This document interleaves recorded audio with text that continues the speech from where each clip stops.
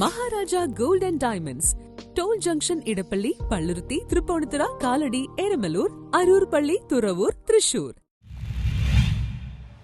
കുമ്പളങ്ങി പഞ്ചായത്തിൽ വയോജനങ്ങൾക്കുള്ള കട്ടിൽ വിതരണം പഞ്ചായത്ത് പ്രസിഡന്റ് സൂസൻ ജോസഫ് നിർവഹിച്ചു. കുമ്പളങ്ങി ഗ്രാമപഞ്ചായത്തിന്റെ നേതൃത്വത്തിൽ വയോജനങ്ങൾക്ക് കട്ടിൽ വിതരണം ചെയ്തു. കട്ടിൽ വിതരണ ഉദ്ഘാടനം പഞ്ചായത്ത് പ്രസിഡന്റ് സൂസൻ ജോസഫ് നിർവഹിച്ചു.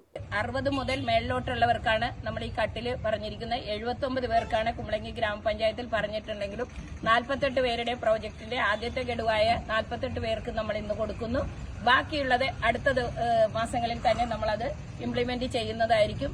ഇത്രയും ചെയ്യുന്നത് കുമ്പളങ്ങി ഗ്രാമപഞ്ചായത്ത് ഈ ഗ്രാമത്തിലുള്ള ജനങ്ങളുടെ ക്ഷേമത്തിന് വേണ്ടിയിട്ടാണ് നമ്മൾ ഇത് ചെയ്യുന്നത്.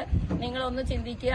ഇതെല്ലാം ഓരോ കാര്യങ്ങളും നമ്മൾ കുമ്പളങ്ങി ഗ്രാമപഞ്ചായത്ത് അതിന്റെ സമയബന്ധിതമായിട്ട് കാര്യങ്ങൾ നടത്തിക്കൊണ്ടു പോകുന്നുണ്ട്. താമസം വരുന്നതിന്റെ എന്ന് പറഞ്ഞു കഴിഞ്ഞാൽ പല ക്ഷേമകാര്യ standing committee chairman Fesil Puthenveettil ചടങ്ങിൽ അധ്യക്ഷത വഹിച്ചു. Standing committee chairperson Jasmine Rajesh, മുൻ പഞ്ചായത്ത് പ്രസിഡന്റ് ലിജ തോമസ് ബാബു, പഞ്ചായത്ത് അംഗങ്ങളായ റീത്ത പീറ്റർ, ലില്ലി റാഫേൽ, ജെൻസി ആന്റണി, ജോസി വേലിക്കകത്ത്, ആന്റണി പെരുമ്പള്ളി, ICDS ഉദ്യോഗസ്ഥ ജിൻസി തുടങ്ങിയവർ സംസാരിച്ചു. മുൻകാലഘട്ടങ്ങളിലൊക്കെ നമ്മൾ ഒരു വാർഡിലൊക്കെ 1-2 കട്ടിലുകളാണ് കൊടുത്തിരുന്നത്. എന്നാൽ ഈ പ്രാവശ്യം നമ്മൾ അപേക്ഷ തന്ന എല്ലാവർക്കും കട്ടിൽ നൽകുകയാണ്. അതുകൊണ്ടാണ് ഈ പ്രാവശ്യം 79 കട്ടിലായത്. കഴിഞ്ഞ പ്രാവശ്യം 13-15 അങ്ങനെ.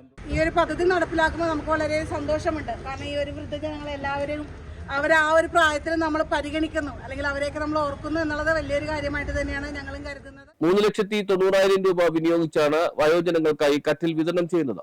News bureau, Kumbalangi.